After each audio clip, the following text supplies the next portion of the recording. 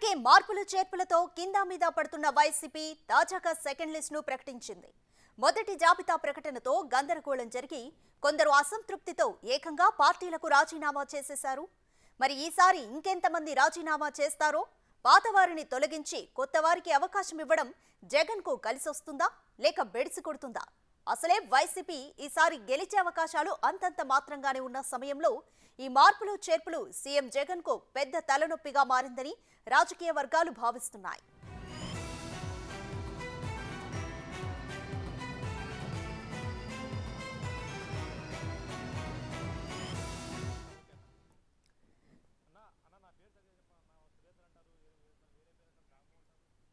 YCP నియోజకవర్గ ఇన్ఛార్జీల రెండో జాబితా విడుదలైంది. సామాజిక సమీకరణాలతో సెకండ్ లిస్ట్ ను రూపొందించినట్టు తెలిపారు వైసీపీ అగ్రనేతలు. గెలిపే ప్రామాణికంగా మొత్తం 27 మందితో రెండో జాబితా విడుదల చేశారు మంత్రి బొత్స సత్యనారాయణ. ఈ లిస్టులో కొందరు ఎమ్మెల్యేలను తప్పించి కొత్త వారికి అవకాశం కల్పించారు జగన్. రీజనల్ కోఆర్డినేటర్లతో చర్చించి పలు నియోజకవర్గాల ఇన్ఛార్జీలను సీఎం జగన్ ఖరారు చేశారు. రెండవ జాబితాలో పలువురికి స్థానచలనం జరిగింది. అలాగే పలువురు ఎమ్మెల్యేల వారసులకు ఇన్ఛార్జీల పోస్టులు దక్కాయి. ముగ్గురు ఎంపీలకు అసెంబ్లీ నియోజకవర్గాల బాధ్యతలు అప్పజెప్పారు.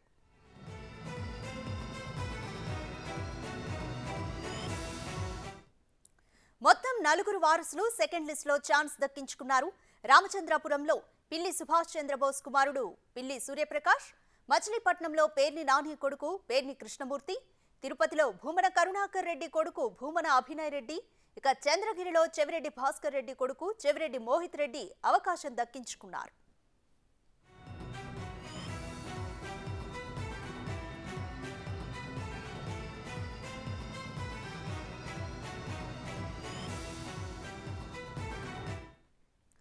రెండో జాబితాలో 11 మంది కొత్త వారికి చోటు కల్పించింది వైసీపీ అధిష్టానం. పోలవరంలో సిట్టింగ్ ఎమ్మెల్యే తెల్లం బాలరాజు భార్య తెల్లం రాజ్యలక్ష్మి టికెట్ దక్కించుకున్నారు.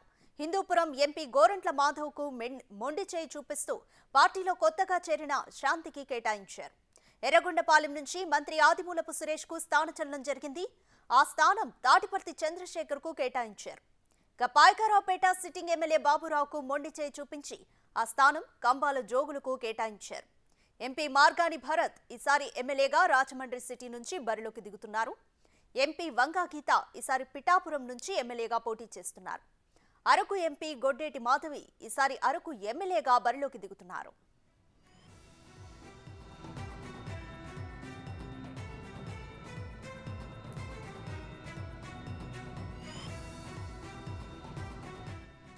నియోజకవర్గాల్లో అభ్యర్థుల మార్పు వైసీపీకి ఎంత లాభం చేకూరుస్తుందో తెలియదు, కానీ ప్రస్తుతం మాత్రం కొత్త తలనొప్పులను తీసుకొస్తోంది. సర్వేలు, చర్చోపచర్చలు, బుజ్జగింపులు చేసిన అసమ్మతి రాగం డిటిఎస్ సౌండ్ లో వినిపిస్తోంది. మంత్రి గుడివాడ అమర్నాథ్తో ఉన్న విభేదాలు, వైసీపీ అధిష్టానం పట్టించుకోకపోవడం లాంటి కారణాలతో దాడి వీరభద్రరావు వైసీపీకి రాజీనామా చేశారు. అటు పూతలపట్టు ఎమ్మెల్యే ఎంఎస్ బాబు జగన్ పై సంచలన ఆరోపణలు చేశారు. వైసీపీలో కేవలం దళితుల సీట్లు మాత్రమే మారుస్తున్నారని, అగ్రకులాల ఎమ్మెల్యేల సీట్లు మార్చడం లేదని ఆరోపించారు. ఇక విజయవాడ సెంట్రల్ ఇన్ఛార్జిగా వెల్లంపల్లిని నియమించడంతో మల్లాది విష్ణు ఆందోళనకు దిగారు.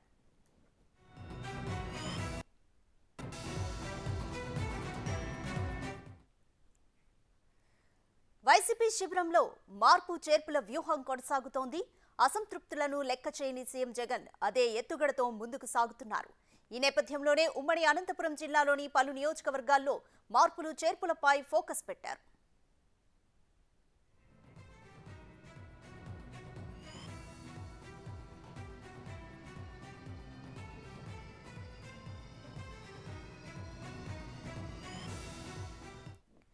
కంప్లీట్ డీటెయిల్స్ మా ప్రతినిధి యోగానంద్ అందిస్తారు. యోగానంద్, అనంతపురం జిల్లాలో పలు నియోజకవర్గాల్లో మార్పులు చేర్పులపై కూడా జగన్ ఫోకస్ పెట్టారు.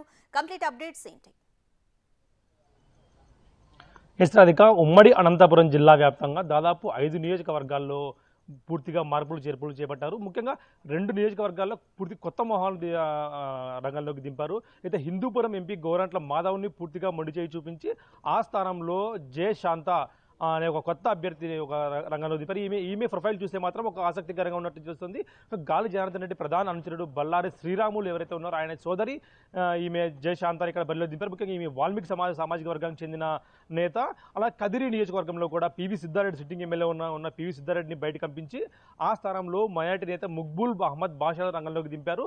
ఈ 2 మార్పులు మినహాయిస్తే మిగతావన్నీ కూడా మార్పులు చేర్పులు. ఈ 2 మార్పులు కొత్త అభ్యర్థులకు స్థానం ఇచ్చారు. మిగతా 3 ఏవైతే ఉన్నాయో అనంతపురం ఎంపీని కళ్యాదుర్గం ఎమ్మెల్యేగా మార్చారు. కళ్యాదుర్గం ఎమ్మెల్యే ఉన్న ఉషా చరణ్ని పెనుగొండకు మార్చారు. పెనుగొండ ఎమ్మెల్యేగా ఉన్న శంకర్ నారాయణ అనంతపురం ఎంపీగా మార్చారు. అంటే ఇద్దరు కొత్త మొహాలు తీసుకొని 3 ఇంతకు ముందు ఉన్న వారిని కొనసాగించారు. వాళ్ళకి స్థానచలనం కేటాయించారు. ఆ స్థానచలనంలో ఎంతవరకు లాభిస్తున్నది కూడా వేచి చూడాల్సిన అంశం. ముఖ్యంగా ఏదైతే సిద్ధారెడ్డిని బయటకు పంపించడం అవినీతి ఆరోపణలు ప్రధానంగా ఇక్కడ పాత్ర వహిస్తున్నాయని చెప్పొచ్చు. ముఖ్యంగా సోలార్ పవర్ ప్లాంట్ భూముల్లో ఎక్కువ అవినీతి పాల్పడ్డాడు. అదేవిధంగా రోడ్డు కాంట్రాక్టులు కానీ ఏ చిన్న కాంట్రాక్ట్ అయినా కూడా కార్యకర్తలు పట్టించుకోకపోవడంతో పూర్తిగా కార్యకర్తలంతా కూడా ఆమె అతనికి రివర్స్ అయ్యారు అని అధిష్టానికి కంప్లైంట్ చేయడం జరిగింది. దీంతో అక్కడ పివి సిద్ధారెడ్డి పక్కన పెట్టి మైనార్టీ నేత ముక్బుల్ బాషాను కూడా రంగంలో దించడం తెలుస్తుంది. అదే కాక ఉమ్మడి అనంతపురం జిల్లాలో మైనార్టీలకు ఒక స్థానం కేటాయించే అవకాశం ప్రతి ఆనవాయితీగా వస్తుంది. దాని ప్రకారమే హిందూపురంలో కేటాయించేవాళ్ళు, ప్రతిసారి కేటాయించేవాళ్ళు. కానీ హిందూపురం ఈసారి దీపికాని రంగంలో దించడం ద్వారా కదిర్లో మైనార్టీ నేత ముక్బుల్ బాషాను తీసుకున్నారు. అదేవిధంగా హిందూపురం ఎంపీ గోరంట మాధవ్ వివాదాస్పద వీడియోలు చూసాం మనం. ఆ వీడియో కారణంగా కూడా అలాగే ఆయన వ్యవహార శైలి కూడా పార్టీకి అనేకసార్లు చెడ్డ పేరు తీసుకొని తలనొప్పులు తీసుకొచ్చింది. ఇవన్నీ పరిణామాలు చూస్తే గోరంట మాధవ్ని పూర్తిగా బయటకు సాగనంపి ఆ ప్లేస్లో కొత్త అభ్యర్థి జయ శాంతాన్ని తీసుకొచ్చారు. ఈ జయ శాంత అనేది కూడా కొత్త అనంతపురం కొత్త కానీ రాజకీయాల కొత్త కాదు. ఇంతకుముందు బళ్ళారిలో 2009లో బళ్ళారిలో బీజేపీ తరఫున ఎంపీగా గెలిచారు. ఆ తర్వాత నీటి వనరుల కాలానికి డైరెక్టర్గా కూడా పనిచేశారు. అంతకుముందు ఆయన అన్న శ్రీరాములు కూడా బళ్ళారి మినిస్టర్గా ఉన్నారు. కర్ణాటకలో మినిస్టర్గా ఉన్నారు. అంటే ఈ పరిణామాలను చూస్తూ ఉంటే ముఖ్యంగా సామాజిక వర్గాలకు పెద్దపీట విషయంలో తెలుస్తుంది. మైనార్టీ కోసము అహ్మద్ బాషాని రంగంలో దింపడము, వాల్మీకిల కోసము ఇక్కడ జయ శాంత రంగంలో దింపడము, గురుబల కోసం అయితే అనంతపురం జిల్లాలో ఈ 2 వర్గాలు ఎక్కువగా ఉంటాయి. వీరి కోసం అనంతపురం ఎంపీ పెనుగొండ ఎమ్మెల్యేను అనంతపురం ఎంపీగా శంకర్ నారాయణ ఇక్కడ మార్పు చేయించడము, అనంతపురం ఎంపీగా ఉన్న తలార్ రంగయ్యను కళ్యాణదుర్గం ఎమ్మెల్యేగా పోటీంచడం, ఇవన్నీ కూడా సామాజిక వర్గాలు, ముఖ్యంగా సామాజిక వర్గాలకు పూర్తిగా పెద్దపీట విషయం తెలుస్తుంది. రాబోయే కాలంలో మరిన్ని మార్పులు కూడా ఉండే అవకాశం ఉందంటూ కూడా వార్తలు వస్తున్నాయి. ముఖ్యంగా రాయదుర్గం, సింగనమల, మడకశిర ఈ 3 నియోజకవర్గాలు, పుట్టపర్తి కూడా ఇందులో కూడా స్థానం ఉన్నట్టు తెలుస్తుంది. ఇవి అన్నింటికి కూడా పూర్తిగా మార్చి బీసీలకు కానీ లేదా మైనార్టీ కూడా పెద్ద ఎత్తున పెద్దపీట వేసే అవకాశం ఉన్నట్టు చర్చ నడుస్తుంది. రాధిక రైట్. యోగానంద్, గోరంట్ల మాధవ్కు మొండి చేయి చూపించడానికి గతంలో ఆయన మీద ఉన్న కాంట్రవర్సీలు కానీ న్యూడ్ వీడియో ఒకటి వైరల్ అవ్వడం, సో ఇవే కారణాలుగా అనుకోవచ్చా?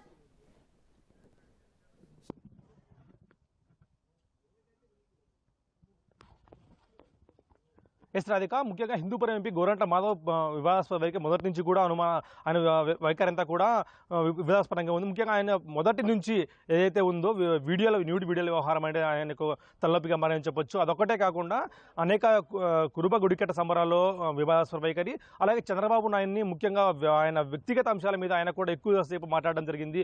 బస్సు యాత్రలో ముఖ్యంగా ఆయన బస్సు యాత్రలో మాట్లాడిన మాటలు కానీ లేదా అంతకుముందు అనేక పరిణామాలు కూడా ఆయనకు సీటుకు ఎసర పెట్టడం కూడా తెలుస్తుంది.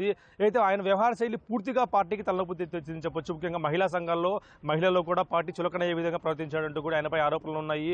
ఆ న్యూడ్ వీడియో కాల్స్ అంశం ఏదైనా ఉన్నా కూడా అది పూర్తిగా ఫోరెన్సిక్ ఆడిటింగ్లు కూడా తప్పు తనది కాదని తెలిసినప్పటికీ కూడా పూర్తిగా డ్యామేజ్ జరిగిపోవడంతో ఆయన పూర్తిగా పక్కన తెలుస్తుంది.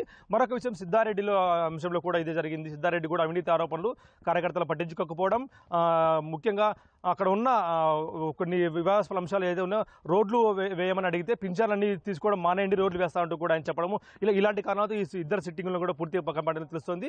ఇంకా జిల్లాలో మరికొన్ని ఇలాంటి మారేవి కూడా ఉన్నాయని తెలుస్తుంది. ముఖ్యంగా సింగనమల ఏదైతే ఉందో సింగనమలలో శ్రీనివాసమూర్తి అనే డిఎస్పీ అధికారికి కూడా ఇచ్చే అవకాశం ఉన్నట్టు ప్రచారం జరుగుతుంది. మడకసిరలో కూడా అది ఎస్సీ నియోజకవర్గం, అక్కడ కూడా ఒక రిటైర్డ్ సీఐ లేదా సీఐని తీసుకురావాలని రంగంలో దించే తెలుస్తుంది. పుట్టపర్తిలో కూడా ఆయనపై కూడా అవినీతి ఆరోపణలు ఉన్నాయి. ముఖ్యంగా బ్యాంకులకు 980 కోట్లు కూడా ఎగబైతే ఆరోపణలు ఉన్నాయి.